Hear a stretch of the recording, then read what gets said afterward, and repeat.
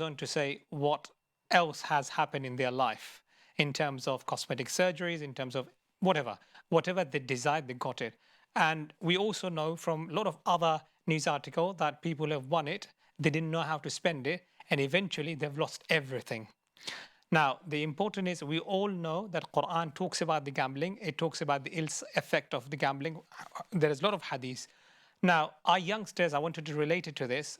Youngsters always want to achieve designer stuff, buy branded stuff, wants to become rich at a younger age. And sadly, we see in our communities, sadly, some of us are involved in activities that are not only haram, but also against the law of the land. Your advice? Alhamdulillah, wa salatu wa salamu ala Rasulillah, amma ba'd. First and foremost, there's really no need to explain the forbidden nature of gambling itself. Allah calls it in Surah Al-Ma'idah, He calls it min amal shaitan. Yeah, He calls it vices from the evil of shaitan. Now this, He calls it rijs, He calls it filth. So dirt, something despicable, vices and evil from shaitan.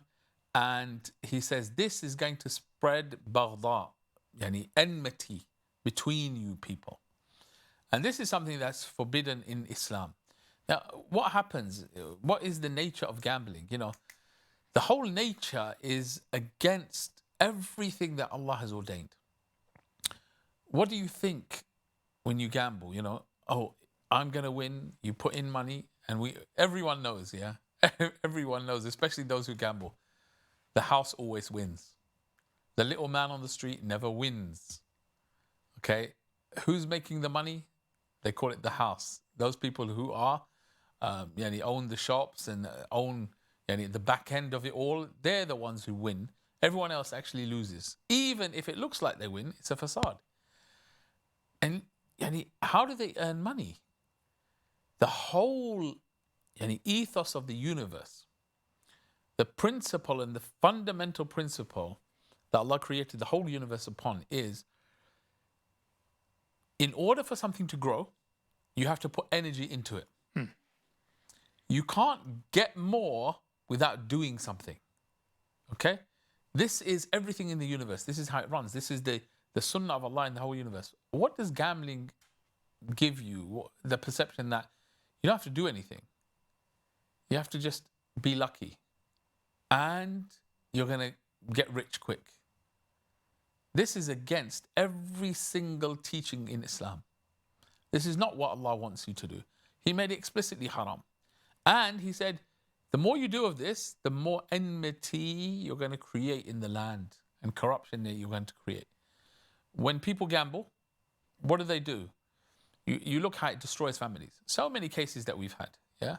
So many cases, husband and wife living in a good home, and children, everything. All of it gets destroyed because perhaps the husband is gambling. Then he's stealing money from the wife and he's put them into debt, and then repossession of their house, debt collectors on the door, misery, complete and utter misery. Are you talking about addiction? Yeah, addiction, it leads to addiction because the thrill of the gambling, they get a buzz out of it, and even though they've lost and lost and lost and over again, and they have no money, but they can't resist. This is from the vices of shaitan. That's it. He addicts you to it, and then you can't let go. And they're always thinking, the next one is where I'm going to make it all up. So it's ridiculous. Now, Allah saved us from this by making it haram. He didn't make it haram just to constrain us for no reason or restrict us for no reason. No, He made it haram because the consequences of it are so major. It destroys families and therefore society in general. And what do we see in where we're living? You look on the TV, they've increased the number of stations that are to do with gambling, the ways you can gamble, sports social media, involved, sports, everything you can gamble on in such ridiculous ways. So they're pushing forward this in a time when there's an economic crisis. Cost of living, yes. Cost of living crisis, and still they're allowed to promote this. And send the poor into further misery. And this is oppression upon oppression. And this is why Allah said, no, this thing is haram because it's going to hurt everyone. Now, a person, even if they do win, and they haven't really won, what have they taken? In this world, they've taken a bit of the dunya. What's waiting for you in the hereafter? You've committed a major crime that is explicitly mentioned by Allah in the Quran. And you've done that. Now, another point I would like to add here, now, especially I've seen from certain comments made by individuals, and I have seen some comments online, and it's interesting why I say it, because common sense dictates, I would assume, that yes, I may win this money, but I might use it for noble cause, for good cause. Now, this is individual that are thinking along the lines of, inverted commas, sadaqah. I will do a lot of khair in this dunya. Your take. And it's very simple, isn't it? The Prophet ﷺ said, Inna Allah tayyibun, la yaqbalu illa tayyiba. Allah is pure and only accepts that which is pure. Allah called this filth. How do you think Allah is going to accept any of it? And it doesn't work. When the Prophet ﷺ talks about that man, okay, yutilu safar, yani he's been traveling for a long time. Yeah. Ash'atha aghbar, yani his hair is disheveled, his clothes are disheveled and dusty. And what does he do? يَمُدُّ يَدَيْهِ إِلَى السَّمَاءِ. Yani he raises his hands to Allah, calling upon Allah, begging Allah. But he's not going to be answered. Why? Because his food is haram, his clothing is haram, what he's nourished himself with is haram. فَأَنَّ يُسْتَجَابُ لَهُ. He's not going to be answered. Allah doesn't accept it. So, yani, you can think whatever you want about that money and what you're going to do with it and all the good, but Allah doesn't want that. What He wants is for you to submit to His command. So, in a nutshell, you can't build goodness upon a foundation of evil and filth. Okay, so in other words, if the foundation is based on haram, and I'm thinking of doing something good, even if it is halal, yes, the hadith is very clear, it won't be accepted. It won't be accepted as a good. Yani, haram money that you have, you need to get rid of it. You're not going to get any reward. You need to get rid of it because it was sinful for you to get it in the first place. So get rid of it without the intention of having reward. Yeah, you're not going to get anything. Okay. Secondly, because we touched on addiction, we know the help and support that is there available, alhamdulillah, in NHS and other services. Islamically, spiritually, what kind of dua, or is there anything that an individual can do if someone is addicted to gambling? Okay, this is a very good point. If a person is addicted to it, take the means that are available to you to get rid of the addiction. Okay, whether it's from Muslims or non-Muslims doesn't matter. It's an addiction. You need to rid yourself of it. That's what Allah said. Fantahu, yani leave it, get away from it. Do what's necessary to get away. The crux of it is all managing the self, containing the self. You know, in fasting we contain and manage it ourselves. It's just around the corner now. The end of March, fasting starts. This is the way we're meant to control ourselves and manage ourselves and desires. Likewise, any addictions, that's how we're meant to do it. Okay, excellent, inshallah. When we come back from break, inshallah, we'll take some more nasiha from you about this matter, because we're literally going for a break. And then, inshallah, my dear viewers, we'll be taking your questions. And thank you to the viewers that have already started sending us questions on WhatsApp. You're watching Ask Iman live on Eman Channel on Sky 757 0203 515 0757, our studio number 07916 841 483, our WhatsApp number. Both the numbers are displayed at the bottom of your screen. We'll be back in a few moments. You're watching Ask Iman. Thank you very much.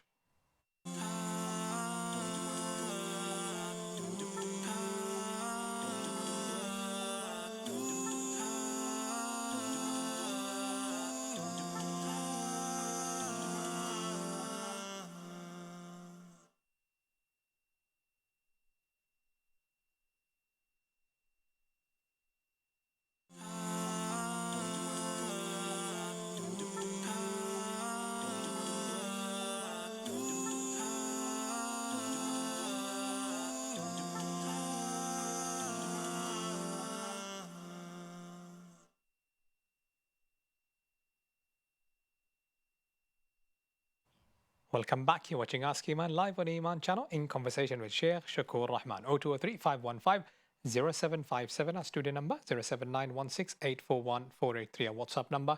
If you've missed the first segment, we've been discussing about gambling, the addiction, and as Muslim responsibility. And if you've missed it, you can find the videos either on our Facebook page or on our YouTube channel, or you can watch the repeat of Ask Eman on Ask Eman highlights either on Sunday or on Monday. Now, Sheikh, before we went into the break, we were talking about addiction. If you kindly just in summary, what can an individual do, especially we have seen a lot of questions, or some questions we do get it, I'm sure, through your counsel and other works that you do get this question about the dua, or is there anything specific a person can do to come out of this addiction? Now, they have been addicted. Now, what's the solution? If you can kindly share. Okay, alhamdulillah, wa salatu wassalamu ala rasulillah. Now, any addiction, the problem with it is that you've lost self-control. The actual thrill of that thing that you think is enjoyment, that has overpowered you to the point where you give it precedence over what you know to be good for you, and you know this thing to be bad for you, but the thrill of it, the supposed enjoyment you're going to get from it, overpowers you to a point where you forget about Allah, you forget about everything. It's become now something you can't leave. In fact, really, if you took an Islamic look at it, because you give it precedence over everything else, it doesn't matter, over Allah, His commands, everything, it's become a type of God to you, because you give precedence to it over everything else at that moment. That is a very dangerous situation to be in. Now, you need to get away from that. A person needs to strengthen their own self-confidence, their own management and resilience, and cut off from that thing and everything that leads to that thing. Shaitan's very smart, He gets you in with the first step. Then it doesn't look like something big. Then he makes it look even smaller. He says, go do it again and again. And before you know it, it's become a habit that you can't get rid of. Now, it's very telling right now in current times that a lot more of the Muslim community are unfortunately involved in gambling. Not because they don't know it's haram, because our Islam right now has become something superficial. We are people who are engrossed in the worldly pleasures, and that's what we have around us. If you compare us living in the West to those who are living in the East and in Muslim countries who are suffering and just manage to find just enough to eat or even less than that, they don't have these problems because they're struggling just to find the bare necessities. We who have luxuries in life, we're going the opposite way, because now we've become engulfed in dunya, and therefore we just think get rich quick, and gambling is the way to get rich, and no one really gets rich through gambling anyway. Yeah, but shaitan plays with us and we get duped by shaitan, and then we fall into this sin. Then we can't leave the sin, and then we destroy ourselves, our hereafter, our families, society. Why? All because we made the dunya the focus of our lives, and we lose all contentment in our hearts. Everything goes. Now, to get off it, a person needs to really buckle down, understand it's going to be difficult, but seek Allah's assistance, keep begging Allah to give them strength, and then increase in all kind of good deeds, because the more good you do, the more difficult it becomes to do evil. And take the other necessary means, which are people who can help you explain the addiction and how to break habits. Go through all of those, and you can get some of those free on the NHS as well. Talking therapies, addiction therapies. Use everything at your disposal and get other people to restrain you and control your finances if you can't control yourself. Okay, inshallah, jazakallah khair. And if someone wants to find dua, any books, any dua book would you refer? The best dua that I would say for them is to concentrate and read lots and lots of Quran. Okay. A person who fills their heart with Quran is going to become averse to these types of things. Jazakallah khair. And definitely we can take professional help, speak to your doctor, speak to your GP, and get the necessary help, inshallah. Now, before we move on to our questions, let's take callers and let's see who's first on the line. Assalamu alaikum. Assalamu alaikum. Thank you very much for calling in, Brother Muhammad. Your question, please. My question is, my mum, she's been ill. Okay, we're struggling to hear slightly. If you can bring the phone closer to your mouth. If you can repeat the question, yeah, it's better now. Go ahead. My mum, she's been ill for a while now, and she's been prescribed a medicine that has got pork inside. Pork, okay, medicine. Okay. So is it permissible for her to take this medicine? And there isn't other alternatives, basically. So in order for her to get better, she needs this medicine. Okay, fine. In Islam, is it permissible? Yeah. Fine. You mentioned that there is no other alternative available, and that's the only medicine that's there for your mother. Yes. At this point in time, yes. Okay, Sheikh, do you have any follow-up question? No. Okay, it's clear. Inshallah, Sheikh will respond. Sheikh. Now, at the outset, we need to understand that we all know that pork is haram. Yeah. Correct. Lahm al-khinzir, or the meat of the pig, is haram. So we're not allowed to use it. And the Prophet ﷺ also said, "La tadawu bil haram." Yani, don't try to treat yourselves with haram. Normally, what they do is the pork that they put in is not actually part of the medicine. It's normally to do with something to preserve the medication or the drug itself. Right. So the brother needs to search, is this the only medicine? You know, many times there are alternatives and they don't tell you about the alternatives because they may be more expensive and they don't want you to go down that road. And they're not willing to prescribe that which is more expensive. So he needs to do his own research as well. Okay. If there is absolutely nothing else and it's going to be detrimental to her health if she doesn't take it, then she's going to have no choice. Okay. But he should expend his efforts to research, are there any alternatives? Okay. And this should only be the case if this medicine, if his mom doesn't take it, it's going to be detrimental to health. If it was a medicine, sometimes you get medicines that you're not really that ill. It's just a bunged nose or whatever, and you need to use something, or a cough, whatever. That's not really detrimental to your health if you just put up with it. Yeah. So in his case, it sounds like his mum's quite seriously ill. Yeah. So he should do the research himself. Don't just rely on those particular doctors who are telling you. Research, ask specialists in medicine, which are pharmacists more so than doctors, and go through that route and see if there are alternatives as well. And excellent. May Allah cure his mother Ameen, and all of our sick. Ameen, Ameen, Rabbil Alameen. And of course, this is not a health show. We don't give any health advice. Of course, as Sheikh has also mentioned, please do speak to the professionals. But inshallah, hope, and as Sheikh has mentioned, we pray that may Allah grant shifa. Next question we'll be taking from WhatsApp. It's a good question.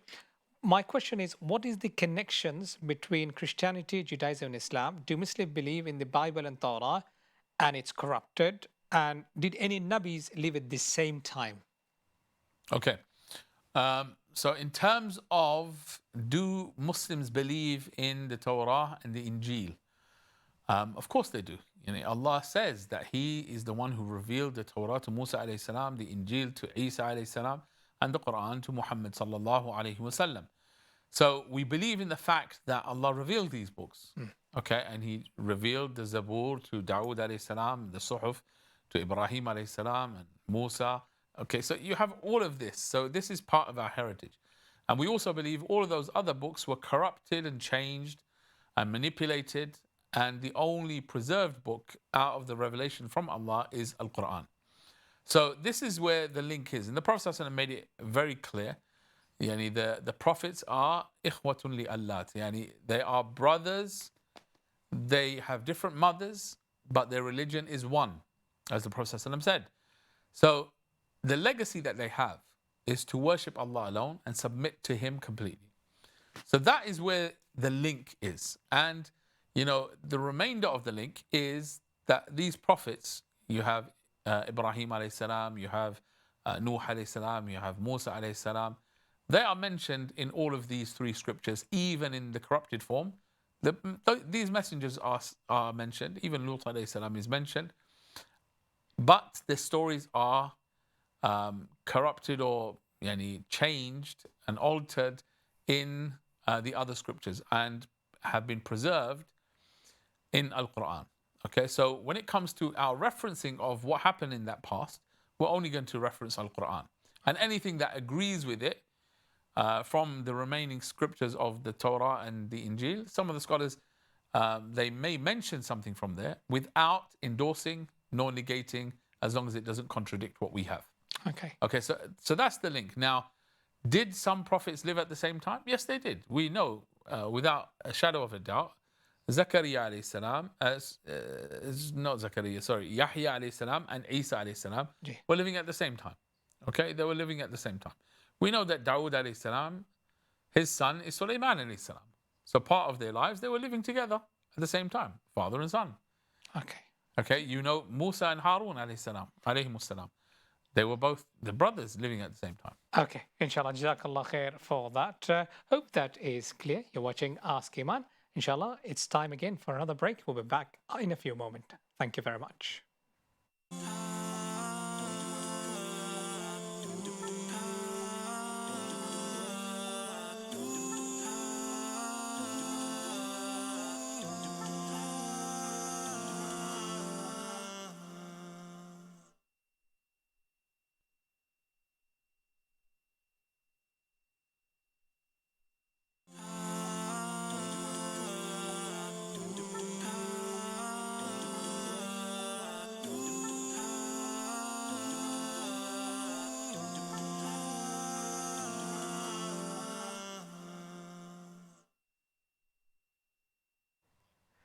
Welcome back. You're watching Ask Eman live on Eman Channel in conversation with Shaykh Shaqur Rehman. 0203-515-0757, our student number.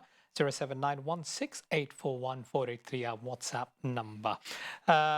Also, we are live on Facebook and YouTube channel. Please feel free to like, share, comment, and subscribe to our Facebook page, YouTube channel. Follow us on Twitter. Do like our Instagram page, and we're also on TikTok now.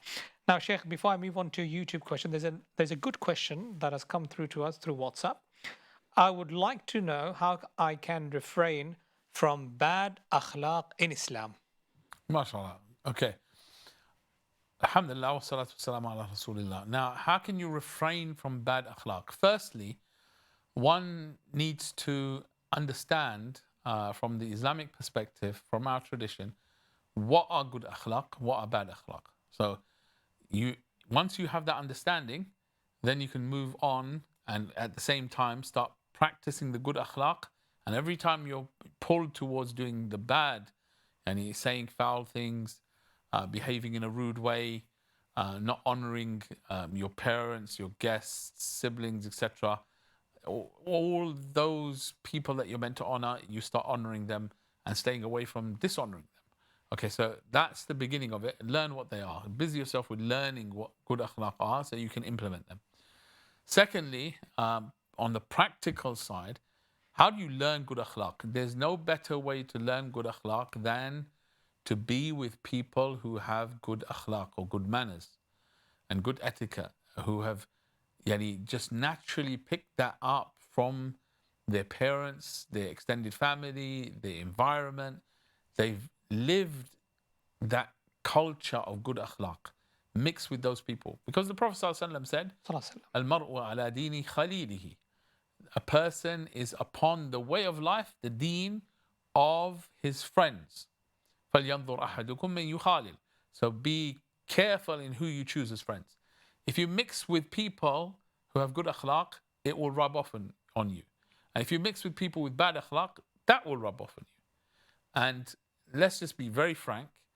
The environments that we live in predominantly are full of corrupted, bad, and even vile akhlaq. You can't help but when you walk down the road, you will hear foul language. You'll see people behaving as if no one else matters in life. No care, no consideration. I would like to point out it's also, unfortunately, in a lot of Muslim countries as well. Yeah. Maybe we can differentiate between the levels, but it is also prevalent. Yeah, because the whole world has become a small village now. Correct. And yani non-Islam or yani the Western secular culture has become the dominant culture of the world. Okay, and with that comes the ultimate priority in life is personal pleasure. So therefore, no one else matters as long as my pleasures are fulfilled. Whereas all religions teach people be considerate, be caring of others. You have a judgment day.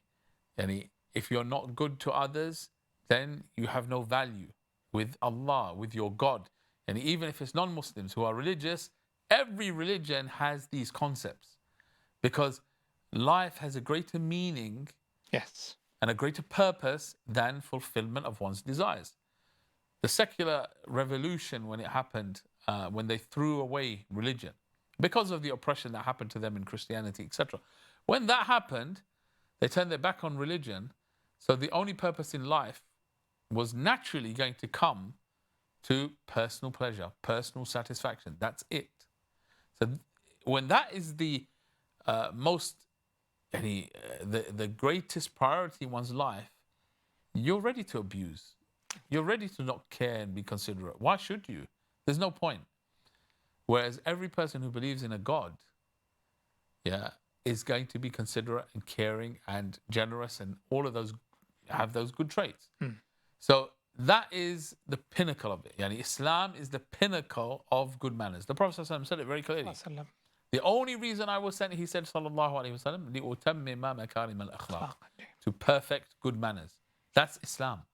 You know, you're either having manners with Allah when it comes to your ibadat, your ritual worship, your acts of devotion, or you're interacting with the creation and it's good akhlaq with the creation. This is Islam. It's all about manners. So surround yourself with good manners, good environment that implements the Islamic mannerisms, not just the academic study of it, and you will naturally just pick up, what do they call it? By osmosis. Yeah, you're in that environment, you'll pick it up without even having to try. So basically, one has to select their friendship, their friends, the friend circle, and who they associate themselves with to attain a good akhlaq. 100%. 100%. Okay.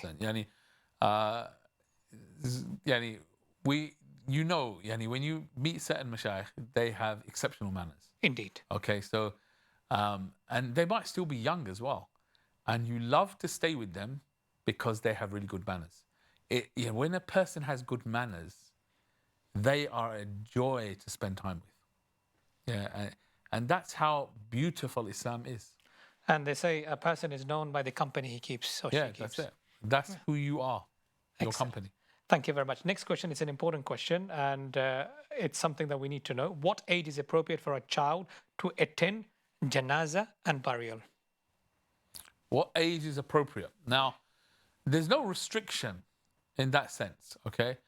And it's very good for us when our children are of the age of understanding. So it's not a set age. Children are different.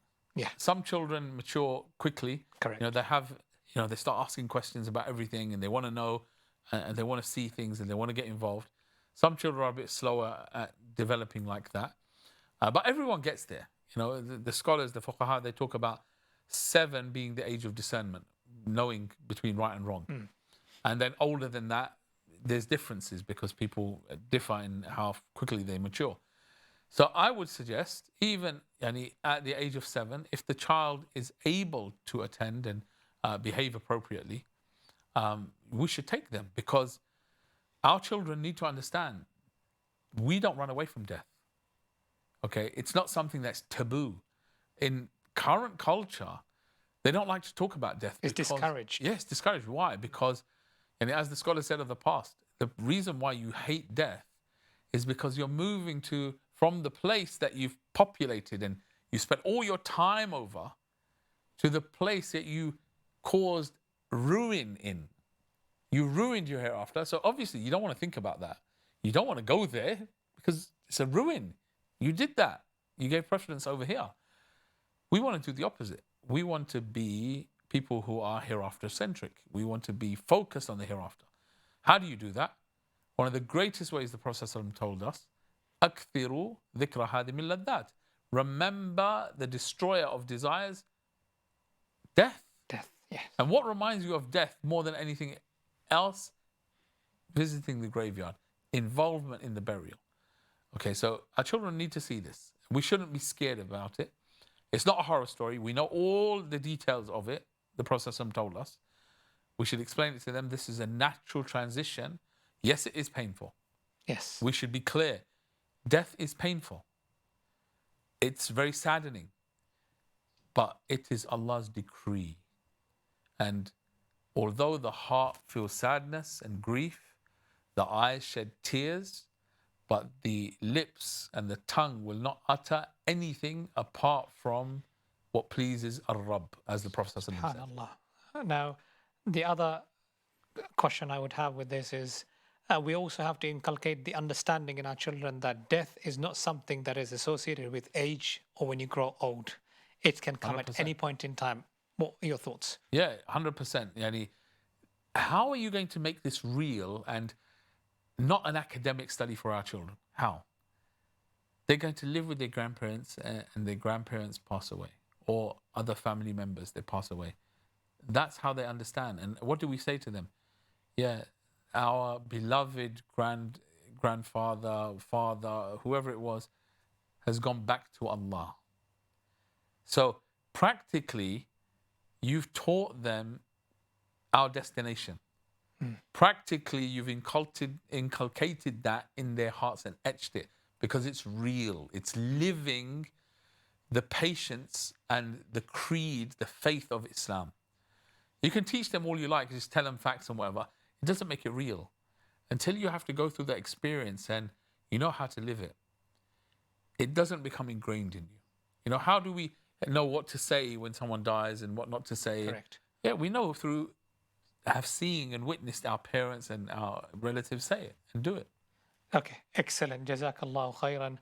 And it is so true that when you visit the graveyard, the cemetery, you feel humbled. You feel that you have nothing, and this is where you will end up. And the consciousness comes, the mindset changes. So inshallah, we will talk about it more. And there are a lot of other questions there. Shaykh, Jazakallah khair for kindly answering those questions. And alhamdulillah, our viewers are benefiting from these answers. And if you do have any question, then you can feel free to call us 0203 515 0757, our studio number 07916 841 our WhatsApp number. Thank you to all our viewers who are sending us question on our WhatsApp, also sending us question on YouTube channel. Inshallah, we will try our level best to take as many questions as possible, but inshallah in the next segment. I'd like to remind you, we're also streaming it live on our Facebook page, our YouTube channel. Please kindly like, share, comment, and subscribe to all our platforms, including Facebook page and our YouTube channel. You can watch the repeat of this program, Ask Eman, on Ask Eman highlights, inshallah, on either Sunday and Monday. We're back in a few moments. You're watching Ask Eman. Thank you very much.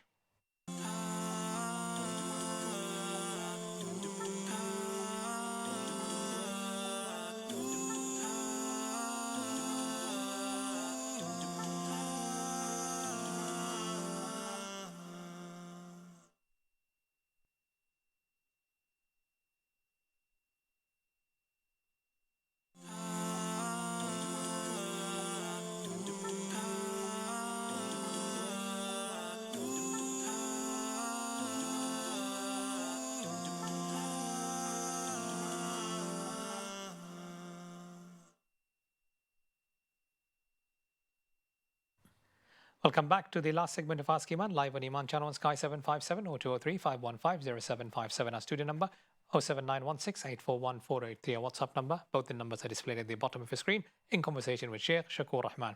Now, Shaykh will try to take as many questions as possible. Next question, it's an important question, but also it's related to, some may say, mental health. I'm praying tahajjud, praying all fards. I'm doing all my best to become more close to Allah subhanahu wa ta'ala. However, I'm still afraid of the challenges that Allah may send towards me. How can I overcome this fear? Alhamdulillah, wa salatu wasalam ala Rasulillah. Now, one shouldn't be fearful of challenges Allah sending your way. Rather, one should understand the philosophy in Islam in dealing with challenges. challenges are all part and parcel of life. Allah did not promise you an easy, comfortable, luxurious, relaxing life. He didn't. What did He promise us? وَلَنَبْلُوَنَّكُمْ بِشَيْءٍ مِّنَ الْخَوْفِ وَالْجُوعِ وَنَقْصٍ مِّنَ الْأَمْوَالِ وَالْأَنفُسِ وَالثَّمَرَاتِ وَبَشِّرِ الصَّابِرِينَ. Allah says, we're going to test you emphatically. We're going to test you with something of fear, loss of food, provision, wealth, health, life, loved ones. That's what Allah promised. Because this is not the place of bliss and tranquility. This is a place of bala, calamities, trials, testing. This is the testing ground. Testing ground is difficult. Okay? So, first and foremost, set your perspective correctly that this is a natural part of life. And every test, if you pass the test, you become stronger, more resilient, and higher in status with Allah. That's what Allah actually wants from you. Yes, we don't want tests to come our way, but we should expect that tests will come our way. So when they do come, we're ready to deal with them. Because if you're not expecting it and it surprises you, then you're in a worse off state. So be prepared that tests are going to come my way. And know that the more Allah loves you and the stronger your faith is, the more you will be tested. As the Prophet ﷺ said, أشد الناس بلاء الأنبياء ثم الأمثل فالأمثل. That those who are tested most and most intensely are the prophets, then those who are most like them, then those who are most like them. A person is tested in proportion to the strength of his faith. So if Allah finds his faith to be strong, He tests him in a very strong and intense way.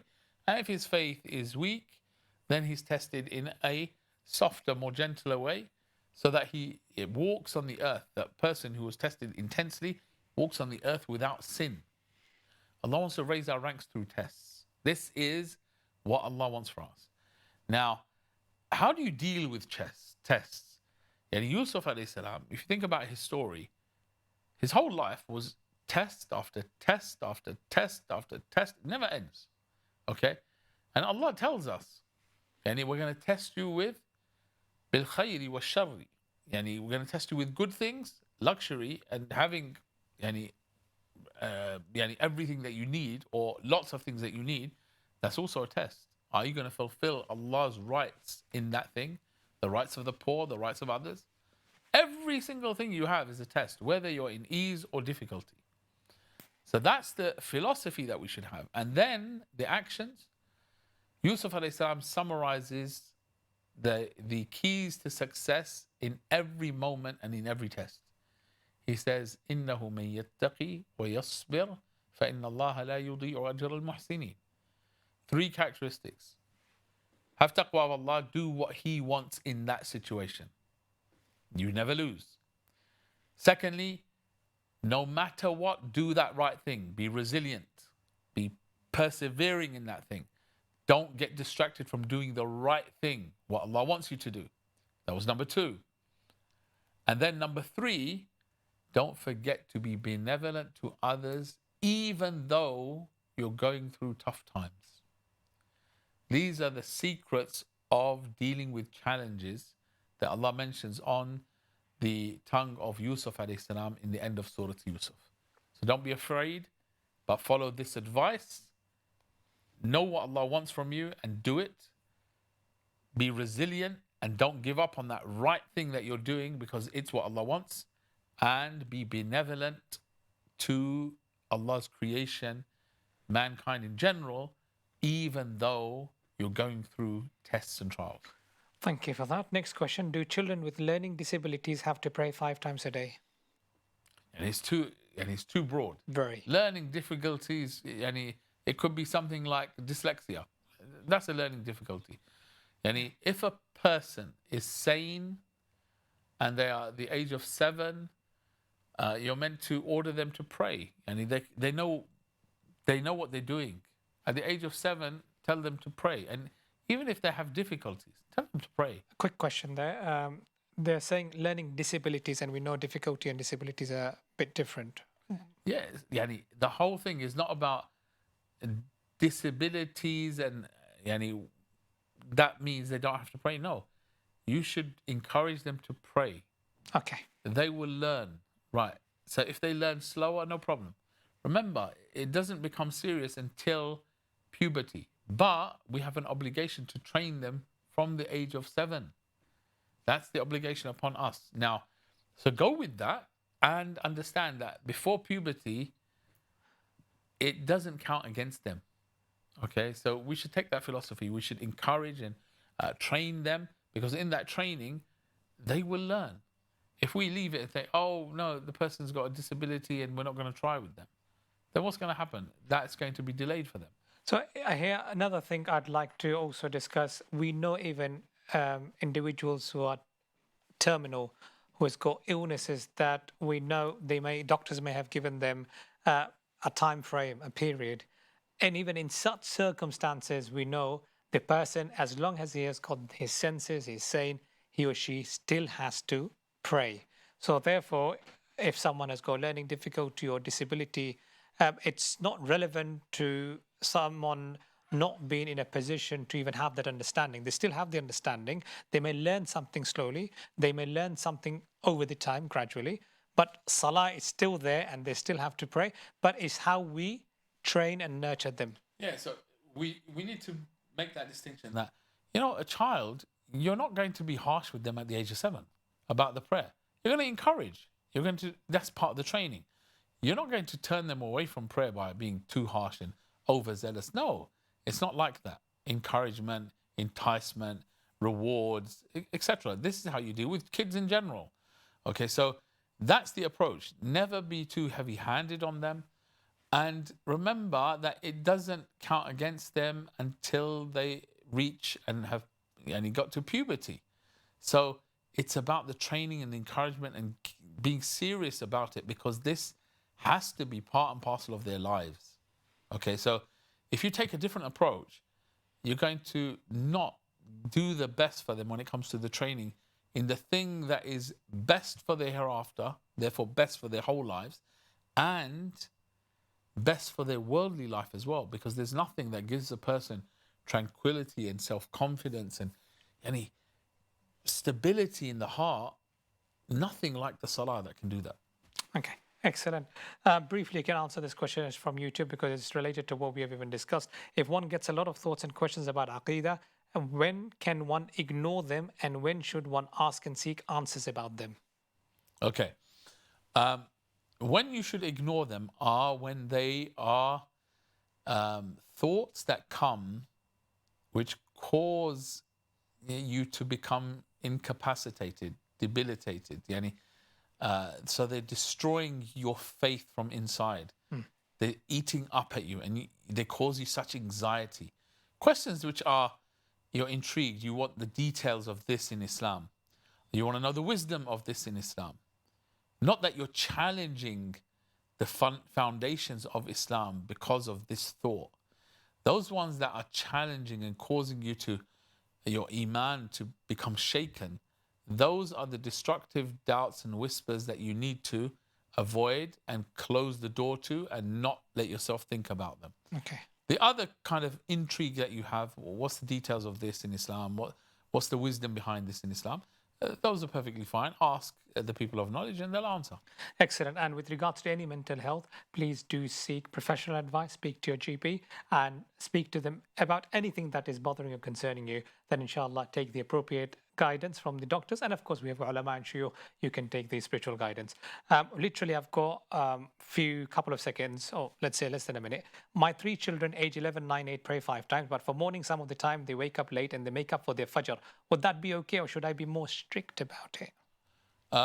Try to get them up. Now it's quite easy because it's winter time. It's the time they get ready for school. So now there should be no excuse. You can pray at 7 o'clock. You can pray 7:15. Even 7:30 is still in London here. It's before the sunrise. Sunrise, correct. So, in the winter time, we should be more strict on them. And it should be, if it happens on occasion, they oversleep, then they make up for it. But we should, on the issue of salah, from 7 years old, we should encourage them. We should order them to pray. We should really be there, waking them up, making sure they get up and pray. From 7 years old, we should be doing that. Excellent. Jazakallah khair. But of course, with love and make them aware and make them understand. Yeah, with love and firmness. Okay. Thank you for that clarification. Tough love sometimes. Jazakallah khair for that. Thank you very much for giving us your valuable time once again. And hopefully, inshallah, we can get more of your time in future episodes. Inshallah. That's Shaykh Shaqur Rehman. That's all we have time for. You're watching Ask Eman live on Eman Channel. If you've missed it, videos on YouTube and Facebook, and repeat on Ask Eman highlights Sunday, Monday. Until next time, Subhanakallahumma wa bihamdik, nashhadu an la ilaha illa anta, nastaghfiruka wa natubu ilayk. Wassalamu alaikum wa rahmatullahi wa barakatuh.